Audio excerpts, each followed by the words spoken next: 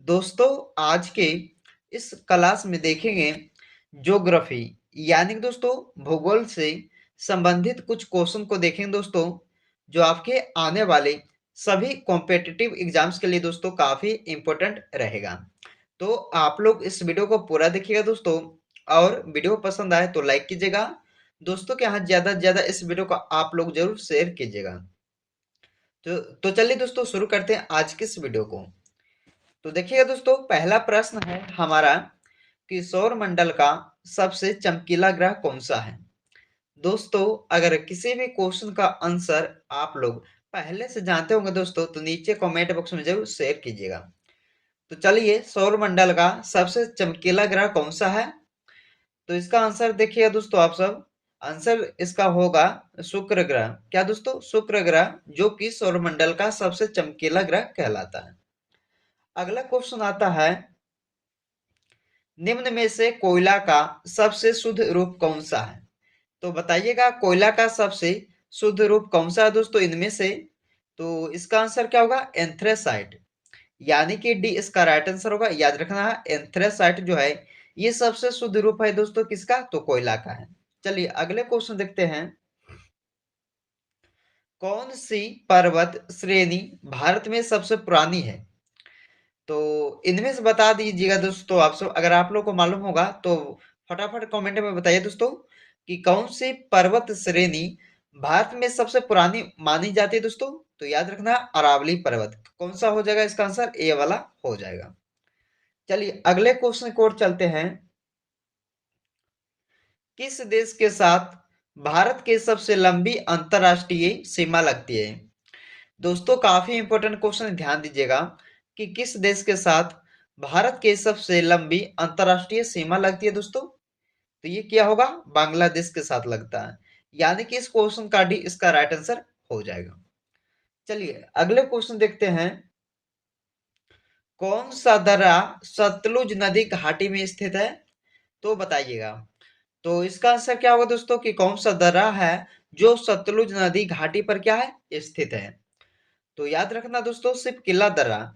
यानी कि इस क्वेश्चन का डी इसका राइट आंसर होगा। याद रखना है सिर्फ किला दर्रा जो दोस्तों सतलुज नदी घाटी पर क्या है स्थित है। अगले क्वेश्चन देखिएगा। भारतीय मरुस्थल में बहने वाली महत्वपूर्ण नदी कौन सी है। तो भारतीय मरुस्थल में बहने वाली जो नदी है दोस्तों वो कौन कौन सी नदी है। तो बताइएगा। इसका आंसर क्या होगा? लूनी नदी। यानी कि इसका सी राइट आंसर होगा। याद रखना लूनी नदी जो है दोस्तों ये बहने वाली महत्वपूर्ण नदी कहलाती है। कहाँ का दोस्तों? तो भारतीय मरुस्थल में। ओके चलिए अगले क्वेश्चन देख लेते हैं कि कौन सी सुरंग इटली और फ्रांस को जोड़ती है। तो बताइएगा कि कौन सी ऐसा सुरंग दोस्तों जो इटली और फ्रांस देश को क्या करता? जोड़ता है। तो इसका नाम क्या है? मोंट ब्लांक सुरंग। क्या दोस्तों? मोंट ब्लांक सुरंग जो है ये इटली और फ्रांस देश को क्या करता? जोड़ता है। अगले क्वेश्चन देखिएगा। प्रायद्वीपीय भारत की सबसे लंबी नदी कौन सी है।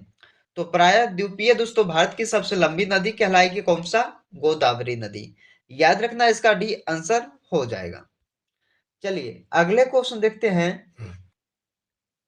मानस नदी किस नदी की सहायक नदी है। दोस्तों ये भी आपके लिए अच्छे क्वेश्चन है, इसे भी आप लोग याद रख सकते हैं। तो चलिए मानस नदी किस नदी की सहायक नदियां कहलाती है। तो ये दोस्तों ब्रह्मपुत्र नदी का। यानी कि इसका राइट आंसर होगा। इसे भी आप लोग याद रखेंगे। चलिए अगले क्वेश्चन देखते हैं दोस्तों। क्षेत्रफल की दृष्टि से भारत का सबसे बड़ा राज्य कौन सा है। तो इसमें पूछा है दोस्तों कि क्षेत्रफल की दृष्टि से देखा जाए दोस्तों तो भारत का सबसे बड़ा राज्य कौन सा हो जाएगा? राजस्थान राज्य। यानी कि इस क्वेश्चन का इसका राइट आंसर हो जाएगा। चलिए अगले क्वेश्चन देखते हैं दोस्तों। प्रकाश पृथ्वी से दोस्तों सॉरी पृथ्वी से यहाँ होगा कि पृथ्वी से आकाश गंगा को सबसे पहले किसने देखा था। तो पृथ्वी से आकाश गंगा को सबसे पहले दोस्तों देखे थे गैलीलियो ने। जो एक वैज्ञानिक नाम है दोस्तों, याद रखना वैज्ञानिक के नाम है गैलीलियो जो पृथ्वी से आकाश गंगा को सबसे पहले देखे थे। चलिए अगले क्वेश्चन देखते हैं दोस्तों। अगले प्रश्न में पूछा है कि तिब्बत में किस नदी को सांगपो कहा जाता है। दोस्तों काफी इंपॉर्टेंट क्वेश्चन है, इसे आप लोगों को याद रखना होगा दोस्तों। काफी इंपॉर्टेंट क्वेश्चन है कि तिब्बत में किस नदी को सांगपो कहा जाता है? तो क्या होगा दोस्तों? ब्रह्मपुत्र नदी को। यानी कि भी इसका आंसर होगा ब्रह्मपुत्र नदी को सांगपो कहा जाता है दोस्तों, ये तिब्बत में। चलिए अगले क्वेश्चन देखते हैं। सरहिंद नहर किस नदी से पानी लेती है? सरहिंद दोस्तों, ये नहर जो है वो किस नदी से पानी लेती है? तो ये लेती है दोस्तों सतलुज नदी से। चलिए अगले क्वेश्चन देखते हैं। दोस्तों अगले क्वेश्चन देखने से पहले अगर आप लोग अभी तक इस वीडियो को लाइक नहीं किए हो दोस्तों, तो फटाफट लाइक कीजिएगा। अगर चैनल पे पहली बार आए होंगे दोस्तों आप सब, तो चैनल को सब्सक्राइब कीजिएगा। तो चलिए 14 नंबर क्वेश्चन है कि किस पर्वतीय स्थल को सतपुरा की रानी कहा जाता है? दोस्तों सतपुरा की रानी किस पर्वतीय स्थल को कहा जाता है? ये भी आपके लिए अच्छे क्वेश्चन है, तो याद रखना दोस्तों इसका आंसर क्या होगा? पंचमढ़ी। पंचमढ़ी जो है दोस्तों, ये सतपुरा की रानी कहा जाता है इसे। ओके, अगले क्वेश्चन देखिएगा। दोस्तों जितने भी क्वेश्चन है ये ज्योग्राफी के यानी कि भूगोल का जो 25 क्वेश्चन इस वीडियो में कराया जा रहा है दोस्तों, तो आप लोग जो है इस वीडियो को शुरू से लेकर अंत तक जरूर देखिएगा और वीडियो पसंद तो लाइक कीजिएगा। चलिए 15 नंबर क्वेश्चन है कि भारत का क्षेत्रफल पाकिस्तान से लगभग कितना गुना बड़ा है? तो बताइएगा कि भारत का जो क्षेत्रफल है दोस्तों, वो पाकिस्तान से लगभग 4 गुना बड़ा है। कितना दोस्तों? 4 गुना बड़ा है। याद रखना है, इसका सी राइट आंसर हो जाएगा। चलिए अगले क्वेश्चन देखते हैं। मध्य प्रदेश के किस जिले में हीरे की खान पाई जाती है? तो मध्य प्रदेश के किस जिला में दोस्तों हीरे की खान पाया जाता है? तो ये हो जाएगा पन्ना जिला। पन्ना जो है दोस्तों एक जिला है, वो है मध्य प्रदेश के जिले में। ओके दोस्तों, जो कि पन्ना जो है दोस्तों ये हीरे की खान पाई जाती है। तो चलिए दोस्तों इसका आंसर क्या होगा? सी वाला हो जाएगा। अगले क्वेश्चन देखिएगा। हीराकुंड बांध किस नदी पर स्थित है? तो बताइएगा इसका आंसर क्या होगा दोस्तों? काफी बार इसे भी एग्जाम में पूछा गया है। तो हीराकुंड बांध जो है वो दोस्तों किस नदी पर है? तो याद रखना महानदी पर, यानी कि बी इसका राइट आंसर हो जाएगा। अगले क्वेश्चन आता है। क्षेत्रफल की दृष्टि से भारत का सबसे बड़ा संघ राज्य कौन सा होगा दोस्तों?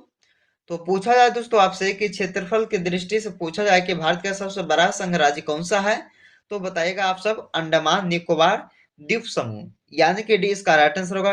कि ये दोस्तों 18 नंबर क्वेश्चन का। चलिए अगले क्वेश्चन देखते हैं। क्षेत्रफल की दृष्टि से भारत का सबसे छोटा राज्य कौन सा है? तो गोवा राज्य हो जाएगा दोस्तों। कौन सा? गोवा राज्य जो है ये भारत का सबसे छोटा राज्य है दोस्तों, क्षेत्रफल की दृष्टि से देखा जाए तो। चलिए अगले क्वेश्चन देखते हैं। पेरियार टाइगर रिजर्व किस राज्य में स्थित है? ये पेरियार टाइगर जो है दोस्तों वो है ये केरल राज्य में स्थित है दोस्तों। याद रखना है, इसका ए राइट आंसर होगा 20 नंबर क्वेश्चन का। अगले क्वेश्चन आता है। विश्व का दूसरा सबसे ऊंचा पर्वत शिखर कौन सा है? तो विश्व का दूसरा सबसे ऊंचा पर्वत शिखर दोस्तों कहलाता है वो गॉडविन ऑस्टिन दोस्तों, जिसे हम लोग कह सकते हैं केटू। क्या दोस्तों इसे केटू के नाम से भी जाने जाते हैं, गॉडविन ऑस्टिन को। तो इसका आंसर क्या होगा? सी वाला हो जाएगा। चलिए अगले क्वेश्चन देखते हैं। दो अक्षांश रेखाओं के मध्य की दूरी कितनी होती है दोस्तों? तो 111 किलोमीटर। कितना होता है? 111 किलोमीटर जो है दोस्तों ये दो अक्षांश रेखाओं के मध्य की दूरी कहलाती है, यानी कि इसका बी राइट आंसर हो जाएगा। चलिए अगले क्वेश्चन देखते हैं कि अरावली और विंध्य क्षेत्र के बीच कौन सा पठार जो है स्थित है? तो बताइएगा कि अरावली और विंध्य क्षेत्र के बीच दोस्तों कौन सा पठार आता है? तो याद रखना मालवा पठार, यानी कि इसका राइट आंसर होगा 23 नंबर क्वेश्चन का। चलिए अगले क्वेश्चन देखते हैं कि भूगोल का जनक किसे कहा जाता है? भूगोल का जनक किसे कहा जाता है? तो दोस्तों हिकैटियस को कहा जाता है। ये भी आपके लिए अच्छे क्वेश्चन दोस्तों भूगोल का। जो हिकैटियस जो है ये भूगोल का जनक कहलाते हैं दोस्तों, याद रखना है। चलिए अगले क्वेश्चन आता है। अगले क्वेश्चन देखिए दोस्तों 25 नंबर क्वेश्चन है आपका कि सौर मंडल का जन्मदाता किसे कहा जाता है? तो बताइएगा इसका आंसर क्या होगा? तो सौर मंडल का दोस्तों जन्मदाता है वो किसे कहा जाता है?